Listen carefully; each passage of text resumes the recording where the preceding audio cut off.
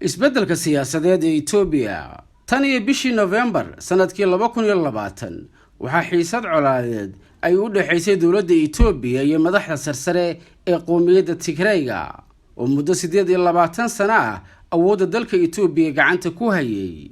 haddaba su'aasha taalla ayaa ah halkee ayay iska qaniineen TPLF iyo dawladda Itoobiya uu hogaaminayo Abiy Ahmed dhamaadkii sanadkii 2018 iyo bilowgii sanadii 2019 waxay dawladda Itoobiya ee uu madaxda ka yahay Abiy Ahmed ay darajooyinkii xilalkii ka qaadeen inta badan saraakiishii ciidamada Tigrayga. kal hore sanadii 2020 ayay ahayd markii loo balansanaa in ra'iisul wasaare Abiy Ahmed uu qabto doorasho ha yeeshee sababo la xiriira xanuunka COVID-19 dartii waxa uu Abiy Ahmed baajiyay doorasho la qorsheeyay in sanadkaas la qabto iyadoo sidoo kalena doorashadaasi ay baaqatay sanadii 2019. xisbiga Tigrayga uu ka tirsanaa Abiy Ahmed inkastoo uu ka baxay markii uu xukunka la wareegay ayaa dhaleeceeyay muddo kororsiga uu sameynayay Abiy Ahmed. taas beddelkeeda TPLF waxa ay qabsatay doorasho deegaan waxaana madaxweynaha Tigrayga loo caleema saaray Debretsion Gebremichael. doorashadaas waxaa qaadacay dawladda Itoobiya waxayna ku tilmaantay mid aan waafaqsanayn qaanuunka. bishii Oktoobar dawladda Itoobiya waxay jirtay waraaq waaran ah oo lagu soo qabanayo 64 sarkaal oo ka tirsan TPLF waxaana ka mid ah madaxweyne Debretsion Gebremichael. waxaana durba bilowday dagaal u dhaxeeyay TPLF iyo dawladda Itoobiya waxaana gacan ku haynta magaalada Mekelle la wareegay 26 November xoogga militariga dawladda dhexe Itoobiya. waxaa magaalooyinka Mekelle, Adigrat, Aksum iyo Shire gacan ku hayntooda si buuxda ula wareegay dawladda Itoobiya. tacadiye bini'aadantinimo dawladda Itoobiya waxa lagu eedeeyay in gobolka Tigray ay ka geysteen tacadiye bini'aadanimo ay ka mid yihiin gumaad, laynta dad rayid ah, kufsi iyo xasuuq wadareed. waxa kale oo lagu eedeeyay in aysan si buuxda uga jawaabin baahiyaha bini'aadantinimo ee ka dhashay dagaalada. waxa kale oo lagu eedeeyay in aysan u hagar bixin isla markaana gaarsiin raashin iyo quutul daruuri kale oo loo baahnaa in la gaarsiiyo dadka maatada. dawladda uu hogaaminayo ra'iisul wasaare Abiy Ahmed oo si aad ah ugu dhow qoomiyadda Amxaarada waxa halkaas uu ku waayay taageerada wadamada reer galbeedka oo markii hore u aqoonsaday nabadoon.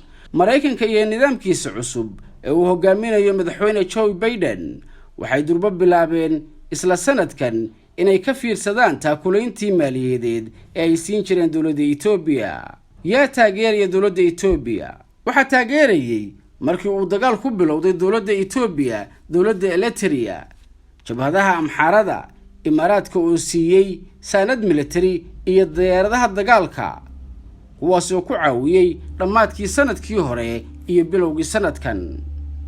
Tigrayga oo soo laba kacleeyay haatan waxa taageera wadamada reer galbeedka Masar, Suudaan iyo Imaaraadka oo ku soo biiray taageerayaasha Tigrayga kadib markii Masar ay ku cadaadisay in Imaaraadku uu soo garab istaago maadaama nidaamka Abiy Ahmed uu si dardara u bilaabay inuu dib u dhiso biyo xireenka loogu magac diray biyo xireenka qarniga.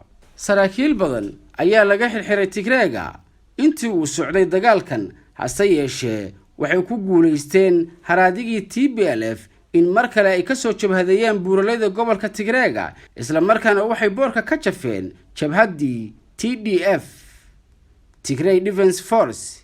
waxa ay burburiyeen buundooyin badan oo ay ka mid tahay buundada webiga Takeza halkaas oo muhiim u ah isu socodka gobolka Tigray. waana qodob ka mid ah qodobada keenay in awoodda Tigrayga ee gobolku uu soo noqdo maadaama ay go'doomiyeen ciidamo badan oo ka mid ah kuwa militariga Itoobiya. maxay doonayaan Tigraygu? waxa lagu eedeynayaa Tigraygu inay ka dambeeyaan isku dhacyo qowmiyadeed kuwaas oo qaybtood haatan ay taagan tahay. waxaana aan ka xusi karaa shaqaqooyinkii u dhaxeeyay Oromada iyo Soomaalida iyo Canfarta oo ilaa iyo haatan taagan iyo quruumaha iyo qowmiyadaha dega koonfurta Itoobiya. sidaas darteed waxay Tigraygu doonayeen in aysan jirin awood dawladeed oo xoog leh oo ka daba timaada waxayna qarka u saareen inay burburto. waxay doonayaan inay ku soo noqdaan xukunka oo ay waddanka maamulaan. ha yeeshee indheergaradka ka faallooda arrimaha Itoobiya waxay u arkaan inay tahay arrin aan macquul ahayn. haddii ay qodobkaasi waayaan waxa u eg inay ku dhawaaqaan madax bannaani, taasoo waddamada reer galbeedku aysan doonayn inay dhacdo. laakiin waxay waddada u xaaraysaa Oromada oo doonayay ku dhowaad hal qarni inay ka go'aan Itoobiya, inay iyaguna ay waddadaasi qaadaan. waxaan shaki ku jirin in Tigreegu ay la imaan doonaan isbeddel siyaasi iyo mid juqraafi kaas oo ku aadan labada dal ee Itoobiya iyo Eritrea. maxaabiistii ugu badnaa oo ay soo bandhigeen TDF jabhadda xoreynta ee Tigray waxay caasimadooda Mekelle soo gaaray shalayta madaxweynihii hore ee gobolka Tigray iyo saraakiil sarsare oo Tigray ah. isla maalintii shalay waxa ay soo bandhigeen in ka badan 7,000 oo askari oo ay sheegeen inay yihiin militariga Itoobiya oo ay ku qabteen dagaaladii dhacay usbuucyadii dhawaa ee la soo dhaafay. waana ifafaalo cusub oo muujinaya in Tigreegu ay weli hayaan awood xooggan. lama saadaalin karo sida ay uga falcelinayaan dowladda Itoobiya oo ay haatan saaran tahay cadaadis caalami ah, maadaama 400,000 oo qof ay ku sugan yihiin xaalad bini'aadanimo oo aad u daran. isla maantana waxay golaha ammaanka ee qaramada midoobay ay yeesheen kulan degdeg ah oo ku saabsan xaaladda gobolka Tigray ee dalka Itoobiya oo ay sheegeen in 2.5 milyan oo qof oo dheeraad ay wajihi doonaan macluul. dhinaca kale hogaamiyaha Eritrea ayaa isugu yeeray kulan degdeg ah dhammaan saraakiisha ciidamada Eritrea, wuxuuna ka baqayaa dhawaanahan inay ku sameeyaan inqilaab. wuxuuna kala hadlay xaaladaha isa soo taraya ee dalka Itoobiya, gaar ahaan gobolka ay dariska yihiin ee Tigray. TDF ayaa laga cabsi qabaa inay weeraraan Eritrea si ay xukunka uga tuuraan Asiyaaf Afwerqi oo gacan siinayay ra'iisul wasaare Abiy Ahmed.